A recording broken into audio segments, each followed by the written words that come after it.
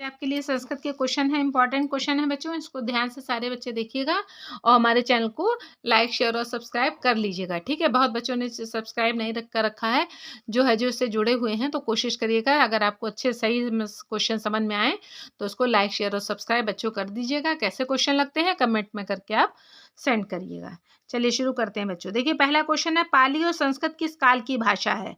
Number A पे प्राचीन भारतीय आर्य भाषा काल की, नंबर बी पे आधुनिक भारतीय आर्य भाषा काल की, नंबर सी पे मध्यकालीन भारतीय आर्य भाषा काल की, और नंबर डी पर इनमें से कोई नहीं। तो पाली और संस्कृत किस काल की भाषा है बच्चों? मध्यकालीन भारतीय आर्य भाषा काल की भाषा है। फिर नेक्स्ट क्वेश्चन है, भरत मुनि के अनुसार प्राकृत भाषाएं हैं, कितनी भाषाएं हैं? नंबर ए पे 7, नंबर बी पे 10, नंबर सी पर 12 या नंबर डी पर 5। तो जो भरत मुनि के अनुसार प्राकृत भाषा है तो आपका ऑप्शन नंबर ए सही हो जाएगा बच्चों, 7। नेक्स्ट क्वेश्चन है, उच्चारण अवश्य अवयव नहीं है। नंबर ए पे वाग्यंत्र, नंबर बी पे नासिका विवर, नंबर सी पे स्वर यंत्र या नंबर डी पर कर्ण, ठीक है। तो जो आपका उच्चारण अवयव नहीं है ऑप्शन नंबर डी सही हो जाएगा बच्चों, आपका कर्ण। नेक्स्ट क्वेश्चन है आपका, इनमें से किसे कंठ पिटक कहते हैं? नंबर 1 पे वाग्यंत्र को, नंबर बी पे नासिका विवर को, नंबर सी पे कंठ मार्ग को, नंबर डी पर स्वर ज्ञान को। तो जो इनमें से कंठ पिटा कहते हैं बच्चों ऑप्शन नंबर डी आपका सही हो जाएगा, स्वर यंत्र। नेक्स्ट क्वेश्चन है, कंठव्य ध्वनि नहीं है। नंबर पे अ, नंबर बी पे ख, नंबर सी पे ह या नंबर डी पे चा। तो जो कंठ ध्वनि नहीं है तो वो आपका ऑप्शन नंबर हो जाएगा डी, चा, ठीक है। फिर देखिएगा, अद्यावधि उपलब्ध भाषाओं को भौगोलिक खंडों में विभक्त किया गया है। कितने खंडों में विभक्त किया गया है बच्चों? देखिएगा, क्या ए नंबर पे 4, बी पे 5, सी पे 6 या नंबर डी पर 10। तो जो अद्यावधि उपलब्ध भाषाओं को भौगोलिक खंडों में कितने भागों में विभक्त किया गया है? ऑप्शन नंबर आपका डी सही हो जाएगा, 10। नेक्स्ट है, वैदिक संस्कृत भाषा में मूल ध्वनियां हैं, कितनी ध्वनियां हैं? ए पे 52, बी पे 26, सी पे 21 या डी पे 48। तो जो वैदिक संस्कृत भाषा में मूल ध्वनियां जो होती हैं ऑप्शन नंबर बी आपका सही हो जाएगा बच्चों, 52।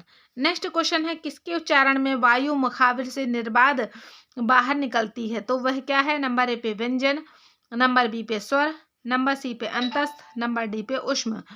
तो जो जिसके उच्चारण से वायु मुखबिर से निर्बाध बाहर निकलती है तो वह आपका ऑप्शन नंबर बी सही हो जाएगा, स्वर।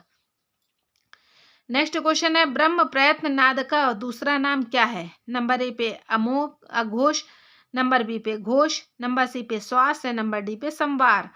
तो जो आपका जो ब्रह्म प्रयत्न नाद का दूसरा नाम है ऑप्शन आपका बी सही हो जाएगा, घोष। फिर नेक्स्ट क्वेश्चन है, का घोष रूप क्या है? नंबर ए पे स, नंबर बी पे द, नंबर सी पे ख या नंबर डी पे ग। तो जो का घोष का घोष स्वरूप है वो आपका ऑप्शन नंबर डी सही हो जाएगा, गा। नेक्स्ट है आपका, ब्रह्मी लिपि है, क्या है? नंबर ए पे वैज्ञानिक, नंबर बी पे सामान्य, नंबर सी पे ईश्वर प्रदत्त या नंबर डी पर इनमें से कोई नहीं। तो जो ब्राह्मी लिपि है वो आपकी कैसी लिपि है?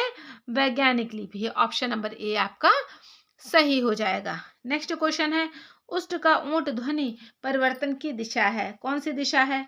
कैसे क्या कहा है? देखिए, नंबर ए पे लोभ, नंबर बी पे आगम, नंबर सी पे विपर्य, नंबर डी पे अनुनासिकता। तो इसका उष्ट का ऊंट ध्वनि परिवर्तन की दिशा है अनुनासिकता। नेक्स्ट क्वेश्चन है आपका, पाली भाषा थी, कैसी थी? विद्वानों की थी, नंबर बी पे शिक्षितों की, नंबर सी पे जन सामान्य की, नंबर डी पे अशिक्षितों की। तो जो पाली भाषा थी आपका ऑप्शन नंबर सी सही हो जाएगा, जन सामान्य की। नेक्स्ट क्वेश्चन है, काकेशस भाषा में विभक्तियां हैं, कितनी विभक्तियां हैं? नंबर ए पे 8, नंबर बी पे 23, नंबर सी पे 12 या नंबर डी पर 15। तो जो काकेशस भाषा में जो विभक्तियां हैं, कितनी विभक्तियां हैं? बी का ऑप्शन सही हो जाएगा, 23। नेक्स्ट क्वेश्चन है, जिह्वा अव्यय है, नंबर ए पे कठोर, नंबर बी पे स्थिर, नंबर सी पे गतिशील या नंबर डी पर चंचल। तो जो जिह्वा अवयव है वो आपका ऑप्शन नंबर सी सही हो जाएगा बच्चों, गतिशील। नेक्स्ट क्वेश्चन आपका है, जिह्वा के भाग होते हैं, नंबर ए पे 5, नंबर बी पे 3, नंबर सी पे 4, नंबर डी पे 2। तो आपके जो जिह्वा के भाग होते हैं बच्चों, ऑप्शन नंबर ए सही हो जाएगा आपका 5। नेक्स्ट क्वेश्चन है, ऊ का स्वर इनमें से कंठ ध्वनि कौन सी नहीं कंठ ध्वनि है? नंबर ए पे ई, नंबर बी पे का, नंबर सी पे चा, नंबर डी पे या। तो जो कंठ ध्वनि है आपकी, ऑप्शन नंबर बी सही हो जाएगा बच्चों, का। फिर नेक्स्ट क्वेश्चन है, ऊ कौन सा स्वर है? नंबर ए पे अग्र, नंबर बी पे पश्च, नंबर सी पे केंद्रीय या नंबर डी पे अर्ध विवृत। तो जो ऊ कौन सा स्वर है? तो ये आपका है जो बच्चों पश्च स्वर, बी ऑप्शन आपका सही हो जाएगा। नेक्स्ट क्वेश्चन है, आभ्यंतर प्रयत्न के आधार पर व्यंजनों की संख्या, नंबर ए पे 8, नंबर बी पे 10, नंबर सी पर 12 या नंबर डी पे 6। तो जो आभ्यंतर प्रयत्न के आधार पर व्यंजनों की संख्या है, ऑप्शन नंबर ए सही हो जाएगा बच्चों आपका 8। नेक्स्ट क्वेश्चन आपका बच्चों है, ध्वनि नियमों का अध्ययन किया जाता है। तो है जो देखिए क्या ऑप्शन इसका हो जाएगा? नंबर 1 पर अर्थ विचार के अंतर्गत, नंबर बी पे है जो रूप विचार के अंतर्गत, नंबर सी पे ध्वनि विचार के अंतर्गत, नंबर सी पे डी पे है जो लिपि के अंतर्गत।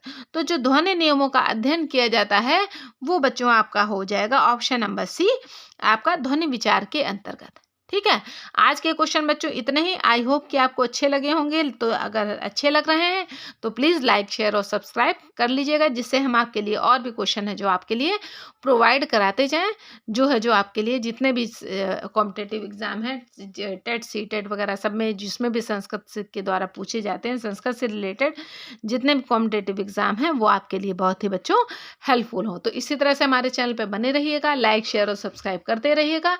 आपका दिन शुभ हो सबको। राधे राधे।